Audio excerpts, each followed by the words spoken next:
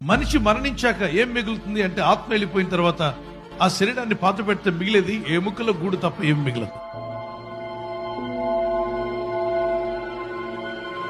ఇందులో జ్ఞాని ఎవరో చెప్పగలరా?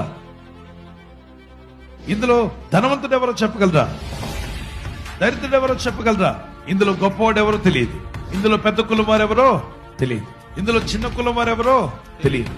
ఇందులో బలవంతుడు ఎవరో తెలియదు, బలహీనుడు ఎవరో కొట్టిందా. ఏమీ మిగిలినప్పుడు ఊరికే ఎముకలు కూడా మిగిలిపోతున్న అస్తమించడమైన నీ జీవితానికి ఎందుకంత అహము, ఎందుకు అంత కోపము, ఎందుకు అంత అసూయ, ఎందుకు అంత గర్వము, ఎందుకంత వేషధారణ, ఎందుక డంబం, ఎందుక అతిశయం, ఎందుక ధనాపేక్ష, ఎందుక ఆతురత, అహము గర్వము ఎందుకు విడిచిపెట్టమన్నాడు దేవుడు. ఈ గర్వం వల్ల నష్టం, అతిశయం వల్ల నష్టం కలుగుతుంది. ఏం తెచ్చుకుంటావు? లాస్ట్ కి మిగిలేది ఇదే.